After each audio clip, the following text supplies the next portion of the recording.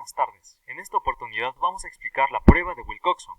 Este video se va a dividir en dos partes. La primera parte del video explicaremos la parte teórica en donde detallaremos el por qué utilizaremos esta prueba y cuándo la utilizaremos. También daremos unos pequeños ejemplos para que puedan asimilar mejor los conceptos. En la segunda parte del video explicaremos con un ejemplo detallado el cómo realizar la prueba de Wilcoxon paso a paso, utilizando el software Jamovi, y cómo interpretar los resultados de esta prueba. En primer lugar, nos tenemos que preguntar ¿qué es Wilcoxon? Bueno, sabemos que la prueba de Wilcoxon es una prueba estadística, pero ¿para qué sirve esta prueba o cuándo la utilizaré dependiendo de las características de mis datos? Lo veremos a continuación. En primer lugar, la prueba de Wilcoxon sirve para comparar dos muestras o medidas relacionadas. ¿Qué significa esto? ¿Relacionadas de qué manera? ¿Comparar qué? Cuando decimos que son muestras relacionadas, usualmente nos referimos a la relación entre los resultados entre dos intervalos de tiempo, normalmente el antes y el después. O también podemos referirnos a la eficacia entre dos medicamentos. Vemos a la imagen de la derecha. En esta imagen tenemos este ejemplo en el cual digamos que se trata de hacer una prueba en donde se mide la eficacia de un medicamento contra el acné. Y clasificaremos el acné de manera ordinal, según su intensidad, siendo que 1 significa que el paciente ya no presenta acné y el 6 que el acné es muy severo o muy extendido. En este caso relacionamos el antes y el después. Pasemos a la siguiente característica. Bueno, sabemos que la prueba de Wilcoxon sirve para comparar dos muestras relacionadas, pero eso no es suficiente para llamarlo una prueba de Wilcoxon, debido a que la prueba TED-STUDENT para dos muestras apareadas tiene la misma función. La principal diferencia entre estas pruebas es que la prueba de Wilcoxon es una prueba no paramétrica. Pero, ¿qué significa entonces que una prueba sea no paramétrica? En primer lugar, tenemos que definir qué es lo que hace una prueba paramétrica. La principal característica que debe seguir una prueba paramétrica es que deba seguir una distribución normal. Pero ahora, ¿qué es una distribución normal? En un tiempo se creía que muchas variables naturales seguían esta distribución, como la estatura o la temperatura corporal, algo que se mantiene normal en la mayoría de la población, por lo que se llamó normal. Esta distribución cumple una función en un histograma, con una forma bastante característica como podemos ver en la imagen. Esta es la campana de Gauss. Otra característica que debe cumplir la función normal es de que ésta esté elaborada en base a resultados cuantitativos, de cantidad, de números en escala, medibles. Esto debido a que justo en el medio de la distribución se encuentra la media aritmética de los resultados, la cual se utilizará para comparar la incidencia o rareza de estos valores en la muestra. Esta es la razón por las cuales las pruebas paramétricas utilizan valores cuantitativos. Por esto, podemos decir que cualquier otra manera de medir, ya sea con resultados cualitativos o ordinales, tendrá que caer en las pruebas no paramétricas. Y en nuestro caso, es la diferencia entre usar la prueba TED-STUDENT para muestras relacionadas, la cual es paramétrica, y la prueba de Wilcoxon, la cual es su equivalente no paramétrico. Sin embargo, no hay que olvidar que, aunque mis resultados sean cuantitativos, cabe la posibilidad de que estos no cumplan con la distribución normal. ¿Cómo sabremos que nuestros valores cumplen con esta distribución? Pues debemos aplicar el test de Shapiro-Wilk. Revisaremos esta prueba, la cual es fácilmente ejecutable en los software como Jamovi, la cual veremos más adelante. Pero ahora debemos hacer un inciso en estas pruebas y en la campana de Gauss, debido a que tenemos que explicar qué es el valor de P y cómo influye en nuestras hipótesis e interpretación. En primer lugar, a la hora de hacer un estudio, siempre vamos a tener dos hipótesis. La hipótesis nula, representada con un H0, y la hipótesis alternativa, representada con un H1. La hipótesis nula es una hipótesis que no indica cambio, o que es un valor dentro de lo normal. Y la hipótesis alternativa implica un cambio. Es generalmente el resultado que buscan llegar las investigaciones con sus pruebas. Pero ahora, ¿Qué es el valor de P? En primer lugar, el valor de P es una probabilidad. La probabilidad que determina el rechazo de la hipótesis nula. Este valor, en vez de expresarse en porcentajes, se expresa de 0 a 1. Pero ahora, este valor de P se puede ubicar en la campana de Gauss, a la derecha de este. El porcentaje lo contamos de derecha a izquierda. Toda la campana de Gauss es el 100%, por cierto. Ya sabemos que es un porcentaje que determina la probabilidad de rechazar una hipótesis nula. Pero, ¿de qué porcentaje estamos hablando? ¿Desde qué porcentaje los resultados pueden ya no considerarse normales?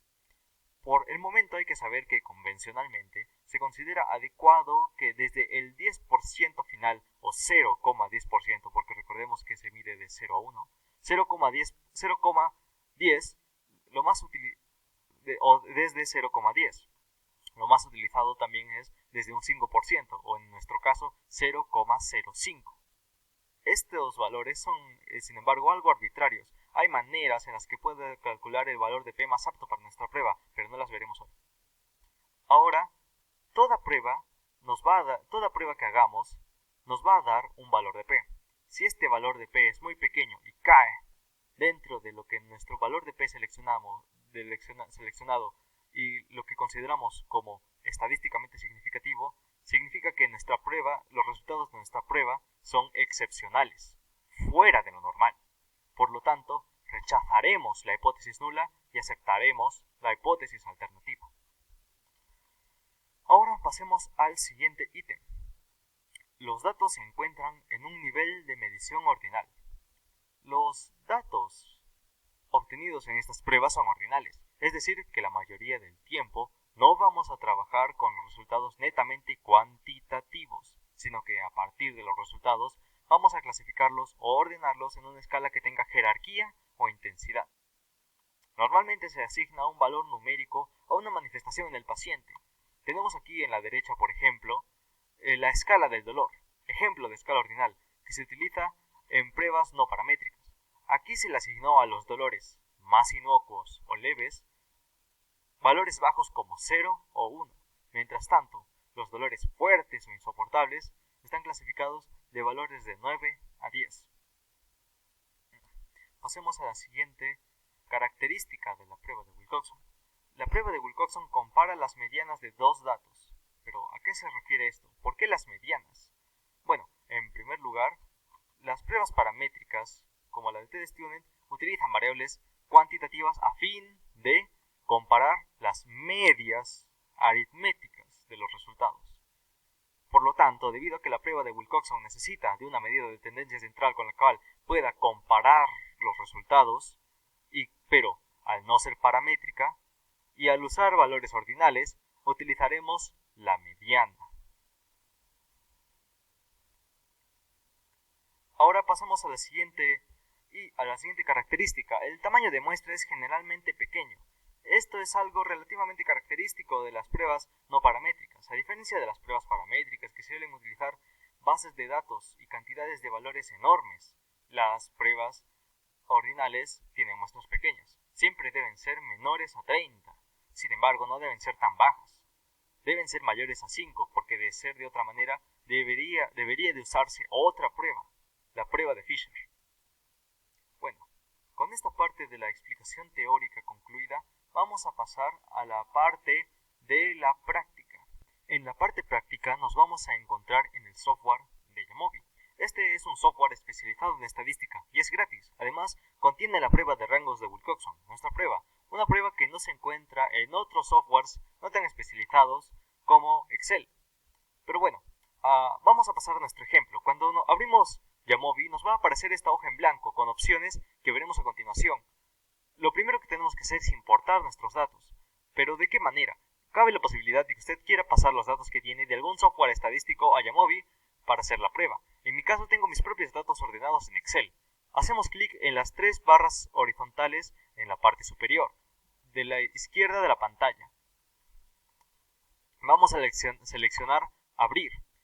Y después de abrir vamos a seleccionar nuestras bases de datos.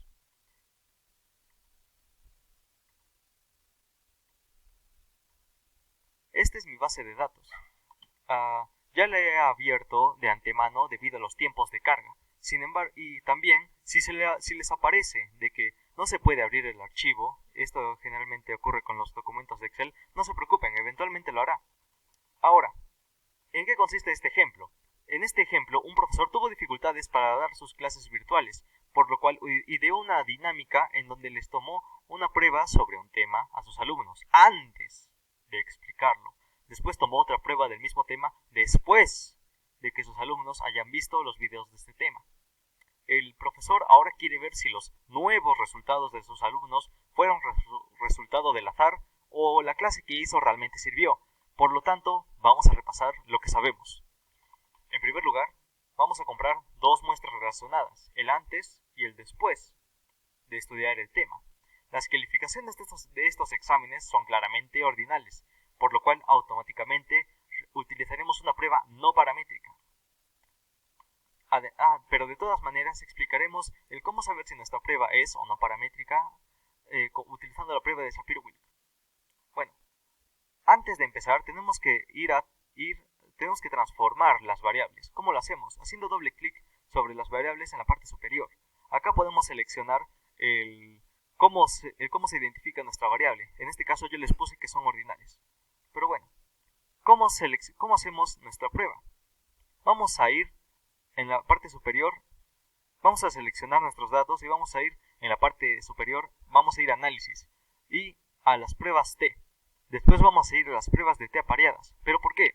Debido a que las pruebas de T apareadas son el equivalente no paramétrico, el equivalente paramétrico de la prueba de Wilcoxon. Y por ello, la prueba de Wilcoxon, al ser su equivalente no paramétrico, se halla aquí. También vamos a seleccionar la prueba de normalidad Shapiro-Wilk, la cual vamos a interpretar a continuación. Antes de que se pueda el software analizar los datos, tenemos que poner los datos que vamos a comparar, en este caso el antes y el después del tratamiento. Acá, prueba T para muestras apareadas. Este es nuestros resultados. Ahora nos han salido. Vamos primero con la prueba de normalidad Shapiro-Wilk. Veamos. Nos ha salido el valor de P, es lo que nos interesa a nosotros. El valor de P es 0,020, o dicho de otra manera, un 2%. Recordemos que antes dijimos que para que un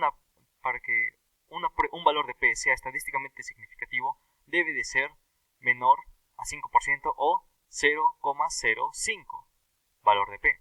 Como vemos, la prueba de Shapiro-Wilk entra en la hipótesis alternativa, por lo cual esta prueba es no paramétrica. De haber entrado en la hipótesis nula, es decir, que es mayor a 0,05, esta prueba hubiera cumplido la función normal, pero como estas variables son ordinales, no nos interesa.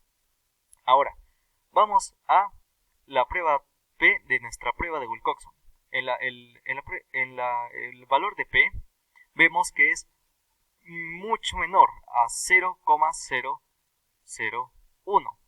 Acá fácilmente podemos decir que la prueba de Wilcoxon, y en este caso el resultado de la prueba de profesor, es estadísticamente significativa. Aceptamos la hipótesis alternativa y podemos decir que su clase realmente sirvió al desarrollo y a que estos alumnos sacaran mucha mejor nota. Muchas gracias. Aquí concluye el video.